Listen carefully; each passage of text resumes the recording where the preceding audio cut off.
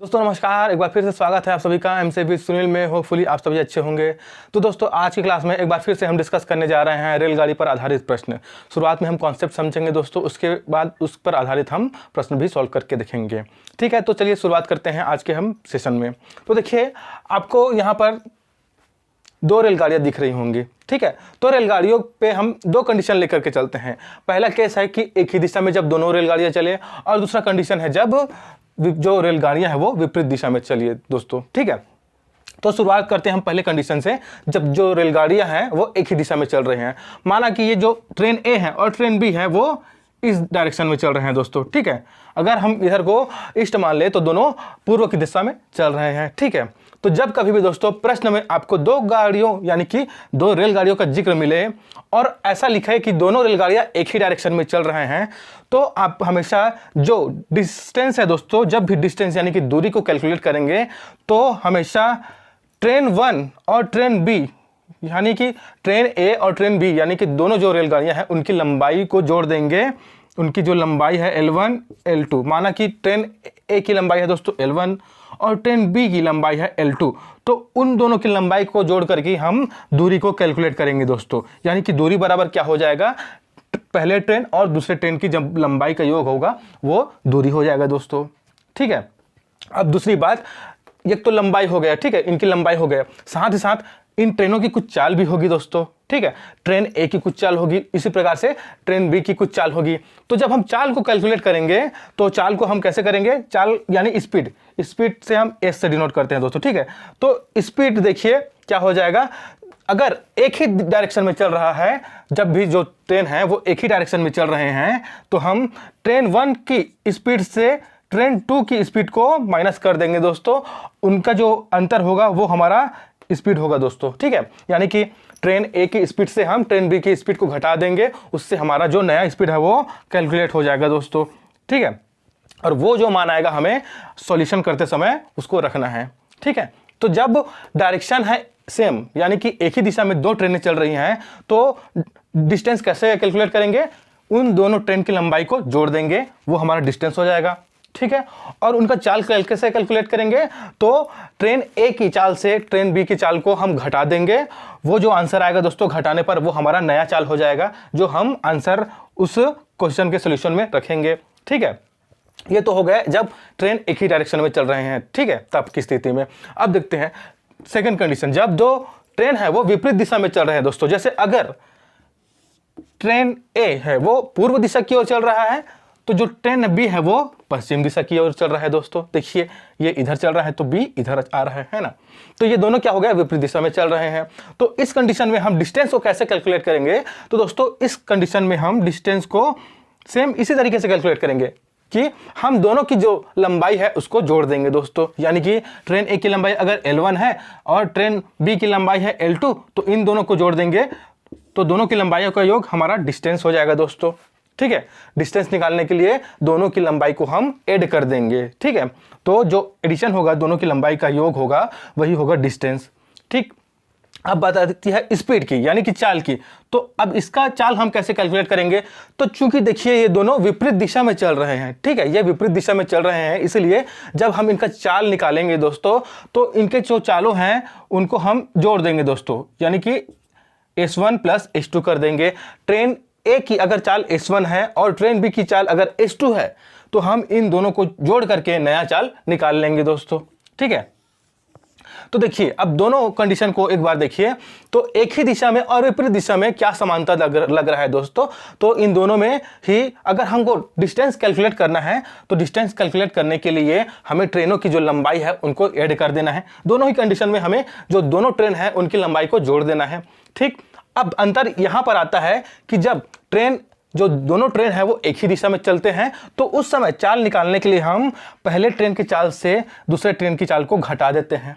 ठीक, और जब ट्रेन जो है विपरीत दिशा में चल रहे हैं दोस्तों, उस कंडीशन में चाल निकालने के लिए हम पहले ट्रेन की चाल से दूसरे ट्रेन की चाल को जोड़ देते हैं दोस्तों। तो ये एक बेसिक कॉन्सेप्ट है दोस्तों जो आपको मालूम होना जरूरी है। ठीक है, इसका आप लोग स्क्रीनशॉट ले लीजिए या फिर इसको आप नोट डाउन भी कर सकते हैं दोस्तों अभी हमने समझा कि जब दो ट्रेनें एक ही दिशा में चले या फिर विपरीत दिशा में चले, तो उस कंडीशन में हम डिस्टेंस और स्पीड को कैसे कैलकुलेट करेंगे दोस्तों।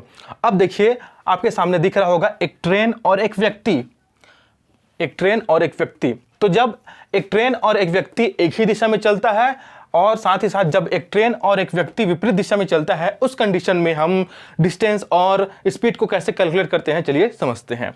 तो देखिए शुरुआत करते हैं हम, जब ट्रेन और जो व्यक्ति है एक ही दिशा में चले या फिर दौड़े दोस्तों। ट्रेन तो वैसे दौड़ता ही है ना, चलता ही है ना, और जो व्यक्ति है वो भी उसी डायरेक्शन में अगर चल रहा है, उस कंडीशन में हम कैसे डिस्टेंस और स्पीड को कैलकुलेट करते हैं, चलिए समझते हैं। तो देखिए ये हो गया दोस्तों ट्रेन, ये हो गया व्यक्ति। तो जब भी प्रश्न में आपको दिए जाए कि एक ट्रेन उसी दिशा में चल रहा है जिस दिशा में एक व्यक्ति चल रहा है, यानी कि अगर ट्रेन इधर चल रहा है तो व्यक्ति भी इधर चल रहा है दोस्तों, तो इस कंडीशन में डिस्टेंस कैलकुलेट करने के लिए हमें सिर्फ इतना करना है दोस्तों कि जो ट्रेन की लंबाई होगी उसी को हमें ले लेना है दोस्तों। अगर ट्रेन की लंबाई है L, ठीक है, ट्रेन की लंबाई है L। अब देखिए ट्रेन की लंबाई के साथ हमें व्यक्ति की लंबाई को ऐड नहीं करना है, क्योंकि ट्रेन की लंबाई के सामने जो व्यक्ति होता है दोस्तों, उसका जो लंबाई होता है एकदम नगण्य होता है, ना के बराबर होता है, ठीक है। इसकी लंबाई को ऐसे लेना है, ठीक है, हम ऐसे नहीं लेंगे, ऐसे लेंगे तो वो हाइट हो जाएगा। हमको हाइट को नहीं लेना है, हमको लंबाई को लेना है दोस्तों। तो अगर लंबाई देखेंगे तो इसका जो लंबाई है, व्यक्ति की लंबाई है, वो तो 1 मीटर भी नहीं होता है दोस्तों, है ना। तो चूंकि ट्रेन की लंबाई के सामने व्यक्ति का जो लंबाई होता है वो एकदम न के बराबर होता है, इसलिए जब हम डिस्टेंस कैलकुलेट करते हैं तो ट्रेन की लंबाई के साथ व्यक्ति की लंबाई को हम ऐड नहीं करते हैं, ठीक है। तो जब भी दूरी आएगा दोस्तों ऐसे क्वेश्चन जिसमें एक ट्रेन चल रहा है और व्यक्ति चल रहा है, दोनों एक ही डायरेक्शन में चल रहे हैं, उस कंडीशन में अगर हमको डिस्टेंस कैलकुलेट करना है तो उस कंडीशन में जो ट्रेन की लंबाई होगी दोस्तों उसी को हमें डिस्टेंस लेना है, ठीक है। तो क्या हो जाएगा, जो डिस्टेंस हो जाएगा वो ट्रेन की लंबाई हो जाएगा दोस्तों, ठीक है, ट्रेन की लंबाई ही डिस्टेंस हो जाएगा, ठीक। अब देखिए, अब हमने डिस्टेंस तो कैलकुलेट कर लिया कि हमको कैसे निकालना है। अब स्पीड कैसे निकालेंगे दोस्तों, तो स्पीड के लिए हमें करना क्या है, इसमें देखिए चूंकि दोनों एक ही डायरेक्शन में चल रहे हैं, समान दिशा में चल रहे हैं, तो हमें ट्रेन की जो स्पीड है उससे घटा देना है व्यक्ति की स्पीड को। माना ट्रेन की स्पीड है S1 और व्यक्ति की स्पीड है दोस्तों S2, तो उस कंडीशन में स्पीड हमें कैलकुलेट करने के लिए ट्रेन की स्पीड से व्यक्ति की स्पीड को हमें घटा देना है दोस्तों। उससे हमें नया स्पीड जो है वो मिल जाएगा दोस्तों, जिसको मान हम आंसर में रखेंगे जब सॉल्व करेंगे तो, ठीक है। अब चलिए देखते हैं दूसरे कंडीशन में।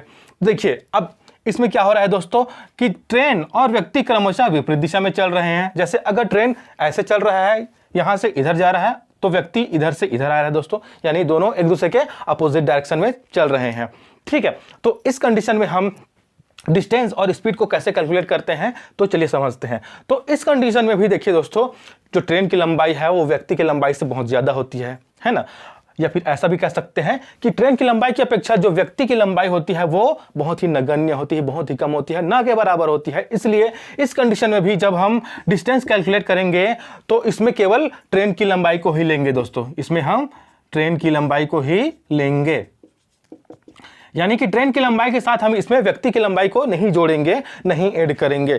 तो जो भी ट्रेन की लंबाई होगा दोस्तों वही हो जाएगा हमारा डिस्टेंस, ठीक। अब देखिए, अब तो ये तो डिस्टेंस हो गया, अब स्पीड कैसे, तो जब ट्रेन और व्यक्ति विपरीत दिशा में चल रहे हैं तो इस कंडीशन में स्पीड निकालने के लिए दोस्तों, सॉरी ये S हो जाएगा, स्पीड निकालने के लिए हमें इन दोनों की जो स्पीड है उसको ऐड कर देना है दोस्तों, S1 प्लस S2, जहां S1 क्या है, S1 है ट्रेन की स्पीड और S2 है व्यक्ति की स्पीड, ठीक है। तो इस तरीके से दोस्तों हमको स्पीड और डिस्टेंस कैलकुलेट करना है अगर ट्रेन और व्यक्ति विपरीत दिशा में चल रहे हैं। तो अब देखिए इन दोनों पर विचार कीजिए दोस्तों, तो आपको एक चीज कॉमन दिखेगा कि एक ही दिशा में चले ट्रेन और व्यक्ति या फिर विपरीत दिशा में चले ट्रेन और व्यक्ति, दोनों ही कंडीशन में जो डिस्टेंस होगा वो ट्रेन की लंबाई ही होगा। उन दोनों कंडीशन में हमें ट्रेन की लंबाई के साथ व्यक्ति की लंबाई को जोड़ना नहीं है, ठीक है। बट अगर आए हम स्पीड पर, तो देखिए जब ट्रेन और व्यक्ति एक ही दिशा में जाते हैं तो चाल यानी कि स्पीड निकालने के लिए हम ट्रेन की चाल से व्यक्ति की चाल को घटा देते हैं दोस्तों, जबकि जब ट्रेन और व्यक्ति विपरीत दिशा में चलते हैं तो स्पीड निकालने के लिए हम ट्रेन की स्पीड और व्यक्ति की स्पीड को जोड़ देते हैं दोस्तों, ठीक है। तो ये कुछ बेसिक कॉन्सेप्ट हैं जिन पर रिलेटेड क्वेश्चन पूछे जाते हैं दोस्तों। तो इसका भी आप लोग स्क्रीनशॉट ले लीजिए या फिर इसको नोट डाउन भी आप कर सकते हैं दोस्तों, ठीक है, अब चलिए इन्हीं पर आधारित हम क्वेश्चन भी सॉल्व करते हैं। दोस्तों देखिए आज का हमारा पहला प्रश्न है, दो रेलगाड़ियां जिनकी लंबाई क्रमशः 180 मीटर तथा 220 मीटर है, एक ही दिशा में क्रमशः 40 किलोमीटर प्रति घंटा एवं 50 किलोमीटर प्रति घंटा की चाल से गतिमान है, ये एक दूसरे को पार करने में कितना समय लेंगे, इसको हमें निकालना है दोस्तों। तो चलिए सॉल्व करते हैं इस क्वेश्चन को। तो देखिए दोस्तों इसमें दो रेलगाड़ियों की बात हो रही है दोस्तों, तो इसमें मान लीजिए दो रेलगाड़ियां हैं, कुछ इस तरीके से हम बना लेते हैं। ठीक है, मान लीजिए ये दो रेलगाड़ियां हैं। अब देखिए इसमें कहा क्या जा रहा है दोस्तों, एक ही दिशा में जा रहे हैं, तो दोनों एक ही दिशा में जा रहे हैं दोस्तों, यानी कि एक ही डायरेक्शन में, दोनों पूर्व की दिशा में जा रहे हैं हम मान लेते हैं। ठीक, अब देखिए इनकी लंबाई देखिए क्या दिया है, ट्रेन की लंबाई दिया है एक ही, अगर हम इसको ए मान ले और इसको बी मान ले तो ट्रेन ए की लंबाई दिया है दोस्तों 180 मीटर, 180 मीटर। ठीक है, और ट्रेन बी यानी कि L2, ट्रेन बी की लंबाई देखिए क्या दिया है 220 मीटर, 220 मीटर। अब हमें जानते हैं कि एक फॉर्मूला क्या होता है दोस्तों, एक फार्मूला होता है D is equal to S into T, यानी कि डिस्टेंस निकालना है तो हम क्या करते हैं, स्पीड और समय का गुणा कर देते हैं दोस्तों। ठीक है, अब हमको डिस्टेंस निकालना है तो हम क्या करते हैं, देखिए चूंकि दो रेलगाड़ियों का जिक्र है, ठीक, अब डिस्टेंस कैसे निकालेंगे, मैंने अभी आपको बताया था कि जब रेलगाड़ियां एक ही दिशा में जाते हैं तो हम क्या करते हैं, जो डिस्टेंस निकालने के लिए हम जो दोनों ट्रेन हैं उनकी लंबाई को जोड़ देते हैं दोस्तों। तो D बराबर क्या हो जाएगा, 180 प्लस 220, है ना, यानी कि क्या हो जाएगा, ये 400 मीटर हो जाएगा दोस्तों। ठीक है, 180 और 220 400 मीटर हो गया, यानी कि डिस्टेंस हमारा निकल गया 400 मीटर। ओके, अब देखिए हमें ये तो निकल गया, हमें निकालना क्या है, टी निकालना है, यानी कि समय ज्ञात करना है दोस्तों। देखिए बोला गया है ना कि ये दोनों एक दूसरे को पार करने में कितना समय लेंगे, तो समय निकालना है तो हमें दो चीजें तो दी गई होंगी, तब तो तीसरा चीज हमें पूछा जा रहा है। ठीक है, यानी कि डिस्टेंस दिया गया होगा क्वेश्चन में, स्पीड दिया होगा क्वेश्चन में, तब तो हमें समय पूछा जा रहा है। ठीक है, तो चलिए डिस्टेंस हमने निकाल लिया दोनों की लंबाइयों को जोड़ करके। ठीक है, अब स्पीड निकालते हैं दोस्तों। तो देखिए क्या हो जाएगा, देखिए स्पीड क्या दिया है, स्पीड S1 क्या दिया है, S1 बराबर ट्रेन 1 की स्पीड है S1, तो S1 देखिए क्या दिया, ये देखिए 40 किलोमीटर प्रति घंटा है दोस्तों, 40 किलोमीटर प्रति घंटा, और S2 है देखिए 50 किलोमीटर प्रति घंटा। अब देखिए आप एक चीज देखिएगा कि देखिए स्पीड की कैलकुलेशन हम कैसे करते हैं, तो जब ट्रेन एक ही डायरेक्शन में जा रहे हैं दोस्तों तो नया स्पीड क्या हो जाएगा, देखिए दोस्तों यहाँ पर एस इज इक्वल टू क्या हो जाएगा, 50 में से हम 40 घटा देंगे। मान लीजिए कि जो एक ट्रेन है स्पीड, उससे हम दूसरे ट्रेन की स्पीड को घटा देते हैं दोस्तों। तो देखिए हमने 50 में से 40 को घटा दिया, तो कितना मिल जाएगा हमें, 10 किलोमीटर प्रति घंटा। ठीक है, स्पीड हमें कितना मिल गया दोस्तों, स्पीड हमें मिल गया 10 किलोमीटर प्रति घंटा।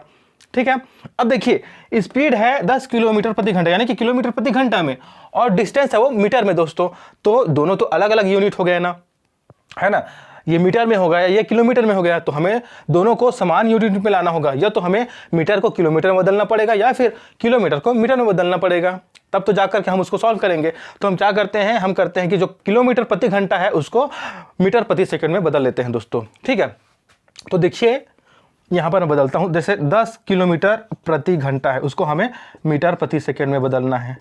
तो हम क्या करते हैं, जब बड़ी यूनिट से छोटी यूनिट में हम कन्वर्ट करते हैं या फिर चेंज करते हैं, तो हम किससे गुणा करते हैं दोस्तों, 5/18 से।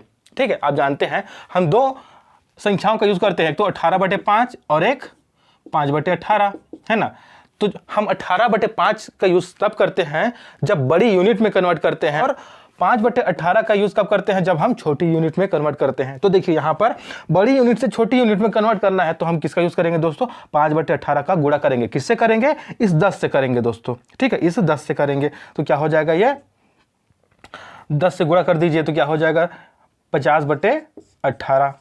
ठीक, तो स्पीड क्या हो गया, 50/18 मीटर, ये निकल गया। अब हमें डिस्टेंस मिल गया और स्पीड मिल गया दोस्तों। ठीक है, अब इसका मान हम इस इक्वेशन में रख देंगे, तो देखिए क्या हो जाएगा, ये हो जाएगा दोस्तों, देखिए डिस्टेंस है हमारा 400, ठीक है, और स्पीड हमारा निकला बराबर, स्पीड कितना है 50/18 गुणा टी। अब इसको हम और सॉल्व कर लेते हैं, तो क्या हो जाएगा देखिए 50 8 8 बार में दोस्तों, ठीक है 8 बार में काट दिया 50 ने 400 को, ठीक। इधर 8 है और इधर 18 है, तो हम तिर्यक गुणा कर देते हैं, तो 18 8 क्या हो जाएगा 144 सेकेंड। तो टी का वैल्यू यानी कि समय कितना निकल गया दोस्तों 144 सेकेंड निकल गया, ठीक है। यानी कि जो दोनों ट्रेन हैं एक दूसरे को कितने समय में पार कर लेंगे, तो ये जो ट्रेन है एक दूसरे को 144 सेकेंड में पार कर लेंगे दोस्तों, ठीक है। दोस्तों देखिए हमारा अगला प्रश्न है, दो ट्रेन की लंबाई क्रमशः 300 मीटर तथा 500 मीटर है तथा वे विपरीत दिशाओं में क्रमशः 48 किलोमीटर प्रति घंटा तथा 24 किलोमीटर प्रति घंटा की चाल से चल रहे हैं, ये एक दूसरे को कितने समय में पार करेंगे। तो इसमें भी हमें टाइम निकालना है दोस्तों, देखिए समय निकालना है ना, यानी कि हमें इसमें टाइम निकालना है कि वो कितने समय में एक दूसरे को पार कर लेंगे। चलिए इसको सॉल्व करते हैं। तो देखिए दोस्तों इस प्रश्न में भी दो ट्रेन के बारे में बात किया जा रहा है, तो हम दो ट्रेन बना लेते हैं कुछ इस तरीके से। मान लीजिए दो ट्रेन है, ठीक है, ये ट्रेन ए है और ये ट्रेन बी है। अब देखिए ट्रेन ए की लंबाई है दोस्तों 300 मीटर और ट्रेन बी की लंबाई है दोस्तों 500 मीटर, ठीक है 500 मीटर और ये 300 मीटर है। अब एक चीज और बोला जा रहा है, ये विपरीत दिशा में चल रहे हैं। अगर ए पूर्व की दिशा में चल रहा है दोस्तों, तो बी जो है वो पश्चिम की दिशा में चल रहा है, ये बिल्कुल एक दूसरे से अपोजिट चल रहे हैं, ठीक है। अब हमें चूंकि टाइम निकालना है तो एक फॉर्मूला होता है टाइम निकालने का, ये होता है t = d/s, यानी कि टाइम = डिस्टेंस अपॉन स्पीड। तो इस फार्मूला का यूज करके दोस्तों हम टाइम निकाल लेंगे, यानी कि वो कितने समय में एक दूसरे को पार कर लेंगे ये ज्ञात कर लेंगे। तो इसके लिए तो हमें पहले डिस्टेंस भी मालूम होना चाहिए और स्पीड भी मालूम होना चाहिए, तब जाकर के तो हम समय निकालेंगे ना, ठीक है। तो जो डिस्टेंस है वो कैसे कैलकुलेट करेंगे, तो आप जानते हैं डिस्टेंस कैलकुलेट करने के लिए दोस्तों हम जो ट्रेन ए है और ट्रेन बी है दोनों की लंबाई को जोड़ देते हैं। तो देखिए क्या हो जाएगा 300 + 500 = 800, यानी कि 800 मीटर हो गया दोस्तों लंबाई दोनों के जोड़ दें तो, यानी कि दूरी कितना हो गया 800 मीटर हो गया दोस्तों। डी का वैल्यू हमें पता चल गया 800 मीटर, ठीक है। अब हमें एस निकालना है, एस यानी कि स्पीड। तो जब दो ट्रेन विपरीत दिशा में चलते हैं तो उसका स्पीड हम कैसे कैलकुलेट करते हैं, तो उसका स्पीड हम कैलकुलेट करते हैं दोस्तों, ट्रेन ए की स्पीड और ट्रेन बी की स्पीड को हम जोड़ देते हैं। जब विपरीत दिशा में चलते हैं तो जोड़ देते हैं और जब समान दिशा में चलते हैं तो घटा देते हैं, है ना। तो इस कंडीशन में क्या है, इसमें विपरीत दिशा में चल रहा है तो हम इन दोनों को जोड़ देंगे। तो क्या हो जाएगा S1 देखिए क्या दिया है 48 दिया है S1 और S2 दिया है दोस्तों 24। तो क्या हो जाएगा देखिए ये हो जाएगा आपका, इधर लिख देता हूं इसको, देखिए ये 72 हो जाएगा दोस्तों, ये हो जाएगा 72। अब ये क्या है किलोमीटर प्रति घंटा में है दोस्तों, फिर से देखिए किलोमीटर प्रति घंटा में है ना, तो ये भी तो किलोमीटर प्रति घंटा में आ जाएगा, जबकि हमारा डिस्टेंस जो है वो मीटर में है। तो हम ऐसा तो नहीं कर सकते कि मीटर और किलोमीटर को यूनिट बना करके रख दे, वो करेंगे तो वो गलत हो जाएगा। हमें या तो दोनों को मीटर करना पड़ेगा या फिर दोनों को हमें किलोमीटर करना पड़ेगा, ठीक है। तो हम करते हैं कि इसको भी मीटर प्रति सेकेंड में बदल देते हैं दोस्तों। तो आप जानते हैं कि जब हम ये देखिए किलोमीटर प्रति घंटा है, यानी कि ये यूनिट बड़ी है, तो जब हम बड़ी यूनिट से छोटी यूनिट में कन्वर्ट करते हैं तो हम क्या करते हैं 5/18 से गुणा कर देते हैं। तो हम 72 को क्या करेंगे दोस्तों, 72 को करेंगे 5/18 से गुणा, ठीक है। तो ये क्या हो जाएगा 18 चौके 72 और 5 चौके 20, यानी कि 20 मीटर प्रति सेकेंड। तो हमारा चाल क्या निकल गया 20 मीटर प्रति सेकेंड, ये हमारा चाल निकल गया दोस्तों। ये हमारा स्पीड था, ये हमारा स्पीड था 800 मीटर और चाल है 20 मीटर प्रति सेकेंड। तो देखिए डी का मान क्या निकल गया, डी का मान है दोस्तों 800 मीटर, ठीक, और एस का मान है 20 मीटर प्रति सेकेंड, ठीक। अब देखिए टी निकाल लेते हैं इससे, देखिए 20 चौके 80 और 20 9 0, यानी कि टी = 40 सेकेंड।